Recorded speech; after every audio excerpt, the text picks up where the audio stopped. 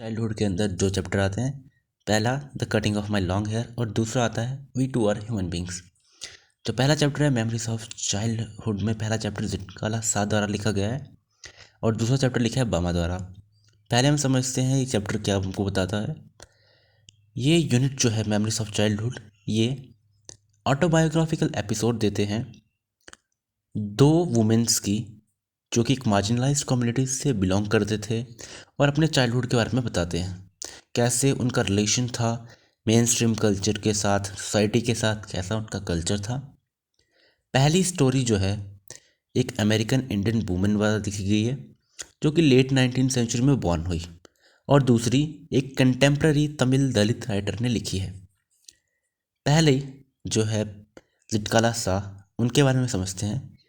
गेटरूडे Simons born इनका असली नाम था और 1876 में बॉर्न हुई। ये एक नेटिव अमेरिकन वुमन थी और इन्होंने उस टाइम में स्ट्रगल किया और जीत हासिल की जब बहुत जातिवाद, भेदभाव सोसाइटी में था और native American culture of women's को जो है हटाया जा रहा था उनका कल्चर, और उनको असैसिनेट किया जा रहा था, उनको फोर्स किया जा रहा था कि वो वाइट सोसाइटी को एक्सेप्ट करें और अपना नेटिव जो कल्चर है उसको छोड़ दें। जितकाला शाह ने 1900 में अपने आर्टिकल पब्लिश करना शुरू किए जो कि अगेंस्ट थे कालिसल इंडियन स्कूल में, जो एक बोर्डिंग स्कूल है अमेरिका में, जो क्या करते थे नेटिव अमेरिकन्स को वाइट में अमेरिकन्स में कन्वर्ट करते थे। वो उनको बोलते थे कि अपने नेटिव लैंग्वेज जो है, जो भी आपका नेटिव कल्चर है उसको छोड़ के वाइट्स के जो कल्चर है उसको एक्सेप्ट करो। तो उसके वर्क्स ने इसी डोगमा को जो है क्रिटिसाइज़ किया, उसकी लाइफ को डिपिक्ट किया, कैसे एक नेटिव अमेरिकन वुमेन की तरह थी और कैसे वो जो ऑपरेशन उसके ऊपर हो रहा था उसको सप्रेस किया जा रहा था, उसके अगेंस्ट उसने काम किया। अब बामा जो है ये पेन नेम है एक दलित वुमेन का जो रोमन कैथोलिक फैमिली से बिलोंग करती थी। उसने 3 मेन वर्क्स पब्लिश किए। पहली एक ऑटोबायोग्राफी करुक्कू 1992 में पब्लिश की, जिसके बारे में हम यहाँ पढ़ेंगे। करुक्कू का मतलब होता है पाल्मायरा लीव्स, जिसके सेरेटेड मतलब साइड की तरफ एजिस होते हैं दोनों तरफ, जैसे कि एक तलवार होती है जिसके दोनों तरफ धार हो, एकदम वैसी होती थी। और दूसरा वर्क उसने एक नॉवल पब्लिश की संगति 1994 में, और कुछ शॉर्ट स्टोरीज की कलेक्शन भी पब्लिश की जिसका नाम था किसम्बू करम 1996 में की। अब जैसे कि ये जो हम पढ़ रहे हैं छोटा सा पार्ट लिया गया है करुक्कू में से, और करुक्कू में वर्ड करू का मतलब है एम्ब्रियो, जिसका मतलब या फिर सीड भी बोल सकते हैं, और फ्रेशनेस या न्यूनेस भी इसका हम समझ सकते हैं। पहला है the cutting of my long hair. The first day in land of apples was a bitter cold one, for the snow still covered on the ground and the trees was bare. A large bell rang for breakfast, its loud metallic voice crashing through the belfry overhead and into our sensitive ears. The annoying clatter of shoes on bare floors gave us no peace. The constant clash of harsh noises, with an undercurrent of many voices murmuring, an unknown tongue made a bedlam within which I was squarely tied. And though my spirit tore itself in struggling for its lost freedom, all was useless. तो पहले में ये बता रहे हैं कि जो land of apples जो है, जो मेनली साउथ अमेरिका की बात कर रहे हैं, तो पहला दिन यहाँ पे उसके लिए एक बहुत बुरा दिन था, क्योंकि यहाँ पे वो इन्वायरमेंट डिस्कस कर रहे हैं कैसा था। पहला तो ग्राउंड जो था स्नो से एकदम कवर्ड था और ट्रीज पे बिल्कुल भी पत्ते नहीं थे, ठीक है, सब झड़ चुके थे। एक लार्ज बेल बजी जो कि एक साइन था कि आपका ब्रेकफास्ट रेडी हो गया, रेडी ब्रेकफास्ट के लिए आओ। अब उसकी जो लाउड मेटलिक वॉइस थी, जैसे हम किसी मेटल को हिट करते हैं उसमें टंग की आवाज़ आती है, तो वो जो है उसने बताया कैसे उनके वहाँ तक उसके कानों तक पहुँची। बेल्फ्री का मतलब होता है एक वुडन सा टावर होता है जिसके ऊपर बेल को लगाया होता है, जैसे अपने मूवीज़ में देखा होगा, एक टावर होगा उसके ऊपर बड़ी सी बेल होगी, तो उस तरह से, या फिर हम बेल्फ्री बोल सकते हैं, एक सपोर्ट जो बेल को हैंग करने के लिए यूज़ किए जाते हैं। अब वो उसके सर बेल्फ्री के ऊपर से डायरेक्ट उसके सेंसिटिव कानों तक पहुंची। अब एक तो उसको बड़ी बुरी लग रही थी वो क्लैटर, जो शूज़ की चलने की आवाज़ आती है टक टक की उस बेयर फ्लोर्स पे, उससे वो बहुत डिस्टर्ब हो रही थी। और दूसरा, वहाँ पे कांस्टेंट क्लैश होता रहा, हर बच्चा बात करता रहा, तो उसमें जो है उसमें एक नेगेटिव फीलिंग डेवलप हुई इसके अंदर। उसको एकदम ऐसा लगा कि वो है ही नहीं वहाँ पे। और वो नेगेटिव फीलिंग ऐसी थी कि वो छिप छिप तो रही थी, वो छिपा रही थी, पर उसको बहुत फील हो रही थी। और एक अननोन टंग, जो वो लैंग्वेज जो नहीं जानती थी, वहाँ पे वो बोली जा रही थी, जिस वजह से वो उसको ऐसे एक शोर की तरह सुनाई दिया। बेड लैम्प का मतलब शोर हो गया। और उसके अंदर वो एकदम सिक्योरली टाइड थी, कोई वहाँ से वो अपने आप को रिमूव नहीं कर पा रही थी, कैसे उसमें से वो निकले बाहर। और उसकी स्पिरिट, उसकी आत्मा एकदम इतनी टूट गई थी वो अंदर से, कि वो अपनी लॉस्ट फ्रीडम ढूंढना चाह रही थी, पर सब बेकार था, क्योंकि किसी और को वो लैंग्वेज आती नहीं थी। A pale faced woman with white hair came up after us. We were placed in a line of girls who were marching into the dining room. फिर एक वुमेन आई पेल फेस के साथ, उसके white hairs थे। फिर उसने हमको line line में खड़ा किया, सब गर्ल्स को जो मार्च कर रहे थे डाइनिंग रूम में। और यहाँ पे इंडियन गर्ल्स थी, स्टिफ शूज, एकदम तने हुए जूतों के साथ, और क्लोजली क्लिंगिंग ड्रेसेस, मतलब जो टाइटली होल्ड, एकदम टाइट ड्रेसेस पहन रखी थी। छोटी गर्ल्स ने एप्रन्स पहन रखे थे, और उनके हेयर्स जो थे कटे हुए थे, सिंगल हेयर थे। और जैसे वो चल रही थी एकदम आराम से, बिना कुछ नॉइस किए, मोकेसिन्स में अपने, मोकेसिन मतलब जूते टाइप, ठीक है। और वो इसको इतना वो शर्म आ रही थी, जैसे उसमें से वो ब्लैंकेट हटा उसके ऊपर से, उसके कंधे से, उसको बहुत शर्म आई, ठीक है। और उसने देखा इंडियन गर्ल्स से बाकी इंडियंस गर्ल्स जो हैं बहुत बेशर्मी से बर्ताव कर रही थी, बहुत इमोडेस्टली ड्रेस थी उसके कंपैरिजन में, उनके टाइट फिटिंग क्लॉथ में। While we marched in, the boys entered at an opposite door. जैसे वो अंदर जा रहे थे, तो बॉयज़ जो है अपोजिट डोर से एंटर कर रहे थे। I watched for 3 young Braves who came in a party. उसने 3 यंग लड़कों को देखा जो उनकी पार्टी में आए थे। उस I spied them in the rear ranks, looking as uncomfortable as I felt. A small bell was tapped, and each of pupils drew a chair from under the table, supposing this act meant they were to be seated. अब एक छोटी सी bell बजी, और हर एक बच्चा जो है अपनी चेयर उसने बाहर निकाली टेबल के नीचे से। अब उसको लगा कि यहाँ पे उनको बैठना है, तो I pulled out mine and at once slipped into it from one side. उसने अपनी एक चेयर बाहर निकाली और उस पर बैठ गई एक ही बार में। But when I turned my head, I saw that I was the only one seated, and all the rest at our tables remained standing. जब उसने अपनी गर्दन घुमाई और चारों तरफ देखा, तो उसने देखा कि वही अकेली लड़की जो है बैठी है, और बाकी सब खड़े खड़े हैं। Just as I began to rise, looking shyly around to see how chair was to used, a second bell was sounded. अब जैसे वो खड़ी हुई, अब उसने सबको खड़ा हुआ देखा, तो वो बैठी हुई थी, अब वो खड़ी हुई, और एकदम उसको शर्म आ गई, और चारों तरफ देखने लगी कैसे चेयर्स को यूज़ करना है। फिर एक सेकंड बेल बजी। फिर क्या हुआ? All were seated at last, and I had to crawl back into my chair again. अब फिर एक सेकंड बेल बजी, सब बैठ गए। अब उसको भी अपनी चेयर की तरफ वापस जाना पड़ा, और फिर वो बैठ गई। I heard a man's voice at the end of the hall, and I looked around to see him. और उसको फिर जो है एक आदमी की वॉइस सुनाई दी, जो कि शेफ हो सकता है वहाँ का। उसकी आवाज़ सुनाई दी हॉल के एकदम एंड में, और उसने आसपास देखा उसको देखने के लिए। But all the others hung their head of the plates. पर सब ने अपनी नज़रें जो है, अपने सर जो है अपनी प्लेट्स के ऊपर टिकाए हुए थे। As I glanced at the long chain of tables, I caught the eyes of a pale-faced woman upon me. जैसे ही उसने लोगों पे देखा, उस लॉन्ग चेन टेबल्स पे देखा, तो उसकी आइज टकराई उस पेल फेस वुमेन से जो उसको देख रही थी। Immediately I dropped my eyes, wondering why I was so keenly watched by the strange woman.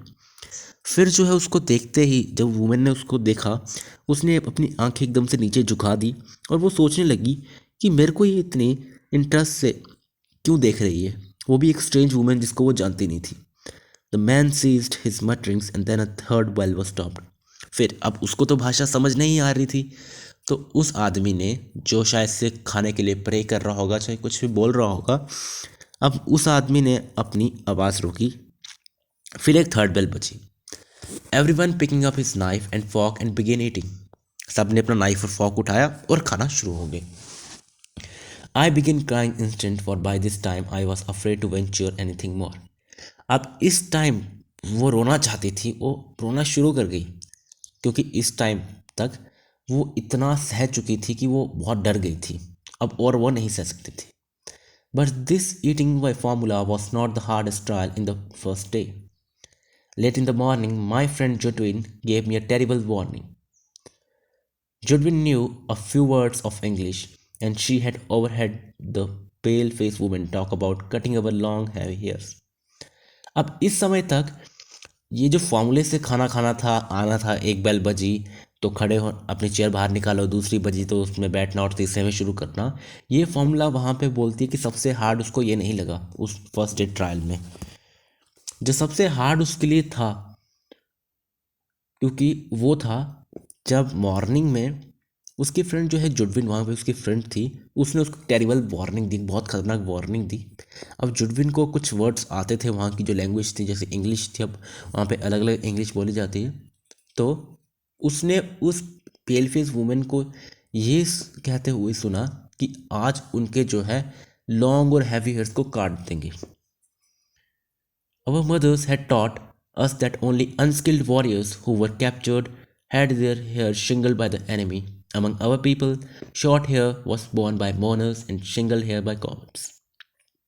अब जो राइटर है, इसकी मदर के अकॉर्डिंग उन्होंने क्या सिखाया था कि जो शिंगल हेयर्स जो होते हैं या जिनके बाल कटे हुए होते हैं, या पहला तो वो अनस्किल्ड वॉरियर्स जो हार जाते हैं या जिनको पकड़ लिया जाता है एनिमी द्वारा, वो उसके बाल काट देते हैं। और उनके लोगों में जो राइटर है, उनके सोसाइटी में शॉर्ट हेयर यहाँ तो किसी की डेथ हो जाए तो उन पीपल द्वारा पहने किए जाते हैं जो मौन करते हैं किसी के लिए, और जो कटे हुए हेयर्स होते हैं वो डरपोकों के लिए होते हैं। We discussed our fates some moments and when Judwin said we have to submit because they are strong, I rebelled. अब यहाँ पे राइटर क्या बोलती है कि हमने अपना पूरी किस्मत डिस्कस की, हमारे साथ क्या होने वाला है, क्यों होगा। अब इसके बाद क्या हुआ कि जुडविन ने कहा हमको अपने आप को उनके आगे झुकाना पड़ेगा। क्यों? क्योंकि वो हमसे स्ट्रांग है। पर हम राइटर ने यहाँ पे रेबिलियन किया, उनके अगेंस्ट गई। No, I will not submit, I will struggle first, I answered. उसने कहा नहीं, मैं झुकूंगी नहीं, मैं स्ट्रगल करूंगी, मैं उनके अगेंस्ट जाऊंगी। I watch my chance and when no one noticed I disappeared. मैंने कुछ समय तक इंतज़ार किया और जैसे ही मुझे मौका मिला मैं वहाँ से भाग गई और वो गायब हो गई वहाँ से। I crept up the stairs as quietly as I could in my squeaking shoes. My moccasins had been exchanged for shoes. अब यहाँ पे जो राइटर जो है वो वहाँ से एस्केप हो गई और वो स्टेयर्स में चढ़ी ऊपर की तरफ, और वो बिल्कुल अपने एकदम साइलेंटली अपने उन स्क्विकिंग शूज़ में जा रही थी, क्योंकि उसके मोकेजन्स जो हैं अब शूज़ उसने पहन लिए थे मोकेजन्स की जगह। Along the hall I passed without knowing whether I was going. अब यहाँ पे जो विदर का जो है, यहाँ पे इसका मतलब वेयर है, ये ओल्ड इंग्लिश थोड़ी टाइप है। तो अब जैसे वो हॉल के जा रही थी, अब वो जानती नहीं थी कि वो जा कहाँ रही है।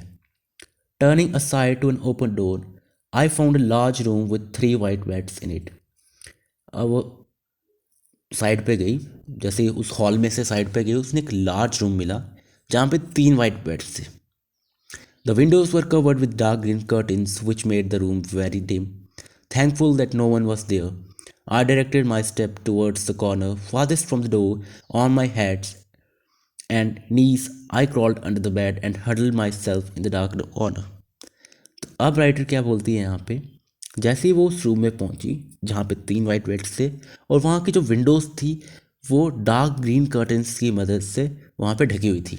अब डार्क ग्रीन कलर की थी तो कोई भी लाइट वहाँ पे रूम में नहीं पहुँच पा रही थी और रूम एकदम डार्क था, बहुत डिम था। अब वो शुक्रगुजार है कि वहाँ पे कोई भी नहीं था। अब वो जो है उस कमरे के सबसे दूर वाले कॉर्नर पे, फारदेस्ट कॉर्नर जो था, जो डोर से एकदम लास्ट पे था, वहाँ चली गई। वो अपने हाथों के सहारे और नीज के सहारे, जैसे छोटे बच्चे जो हैं वो क्रॉल करते हैं, एकदम उस तरह से वो बेड के नीचे चली गई और अपने आप को छुपा लिया उस डार्क कॉर्नर में। From my hiding place, I peered out, shuddering with fear whenever I heard footsteps near me. Though in the hall, loud voices were calling my name, and I knew that even should be. अब उसके hiding place से, जहाँ वो फॉर्देस्ट corner में छुपी हुई थी, तो वहाँ से वो थोड़ी झांक रही थी बाहर। और हर बार जैसे ही कोई भी उसके साइड से जा रहा था, उसको जूतों की आवाज़ आ रही थी, तो वो जो है बहुत डर जाती, उसका फेयर जो है और बढ़ जाता। अब हॉल में जो है लाउड वॉइसेस जो है उसका नाम कॉल कर रही थी, और उसमें से जुडविन भी उसके लिए सर्च कर रही थी। I did not open my mouth to answer. अब वो जो जब उसको सर्च कर रहे थे, उसने अपना मुंह एकदम शांत रखा, कुछ नहीं बोला उसने, और शांति से बैठ रही। Then the steps were quickened and the voices became excited. अब लोग जो है उसी रूम में एंटर कर रहे थे, और अब स्टेप्स की आवाज़ जो है जल्दी जल्दी, ऐसे लगा कि कोई जल्दी से उसकी तरफ आ रहा है, और बहुत एक्साइटेड, और साउंड जो है उस स्टेप्स की ऐसे लग रहा था कोई ज़्यादा पास आ रहा, और बढ़ती जा रही थी। Women and girls entered the room. I held my breath and watched them open closer doors and peep behind trunks. Someone threw up the curtains and the room was filled with sudden light. अब जैसे वो उसके पास आते गए, सब women's और girls जो है रूम के अंदर एंटर की। अब उसने जो अपनी सांस रोक ली, ताकि कोई उसकी सांस की आवाज़ से उसको पकड़ ना ले, और उन उन लोगों को देखा जो उसके लिए सर्च कर रहे। कोई वहाँ पे जाके क्लोजेट खोल रहा है, कोई बड़े बड़े ट्रंक्स के पीछे देख रहा है कि यहाँ पे कोई छुपा तो नहीं है, और किसी ने वहाँ पे जाके कर्टन्स खोल दिए, और फिर रूम जो है एक बिल्कुल ब्राइट लाइट से भर गया। What caused them to stoop and look under the bed, I do not know. I remember being dragged out, though I resisted by kicking and scratching wildly. In spite of myself, I was carried downstairs and tied fast in a chair. अब वो सोचती है कि उनको क्या ऐसा लगा, क्यों उनको ऐसा लगा कि वो वहाँ पे थोड़ा नीचे झुकें और फिर बेड के अंदर देखें, उसको नहीं पता। पर उसको ये याद है कि वो किस तरह से उसको वहाँ से निकाला गया, उसको खींचा गया वहाँ से बाहर, और उसने जो है उनको रोकने की कोशिश की, लाते मार के, नोच के एकदम जंगली तरीके से। पर वो कुछ काम नहीं आया, उसका रेबिलियन, वो उसके इंस्पाइट वो जो है उसको डाउनस्टेयर्स लाया गया, और फिर उसको चेयर में बांध दिया। I cried aloud, shaking my head all the while until I felt the cold blades of the scissor against my neck and heard them gnaw off my thick braids. Then I lost my spirit. Since the day I was taken from my mother, I had suffered extreme indignities. People had stared at me. I had been tossed about in the air like a wooden puppet. And now my long hair was shingled like a coward's. In my anguish, I mourned for my mother, but no one came to comfort me. Not a soul reasoned quietly with me as my own mothers used to. For now, I was only one of my little animals driven by herd. वो बहुत ज़ोर से चिल्लाई, बहुत रोई वहाँ पे, और अपने सर को हिलाती गई ताकि कोई भी वहाँ पे उसको उसके बाल ना काट पाए। पर जैसे ही वो कोल्ड ब्लेड्स जो थे उस सीजर के, कैंची के, उसकी नेक की तरफ आए, और उसको सिर्फ आवाज़ आई उनके कटने की, उसकी मोटी मोटी चोटियों की, ठीक है। और फिर उसने अपने आप को, अपना कंट्रोल खो दिया, वो बेहोश हो गई। कुछ भी यहाँ पे जो दिया हुआ है, then I lost my spirit, ठीक है। वो बहुत दुखी हो गई, और उस दिन से उसकी, जब उसकी मदर उससे छिन गई थी, शायद उसकी मदर डाई हो गई, या फिर उसकी मदर मर गई, या कुछ भी हुआ, उसको बहुत दुख सहने पड़े हैं। पीपल, जितने भी लोग थे वो जो है उस पर घूरते थे, और उसको एक वुडन पपेट की तरह कि उससे जो काम करवाएं, चाहे उससे कुछ भी कराना हो वो उससे कराते थे। एक जैसे पपेट होता है, कठपुतली की तरह उसे काम कराते थे। आप उसके जो लंबे घने बाल थे वो शिंगल हो गए थे, कट चुके थे। जैसे कि उसकी मदर बोलती थी, एक कावर्ड, एक डरपोक ही अपने बाल कटवाता है। अब उसके दुख में वो अपनी मदर मदर के लिए बहुत रोई, पर कोई भी उसके पास नहीं आया कि उसको कोई कंफर्ट कर सके, उसको चुप करा सके।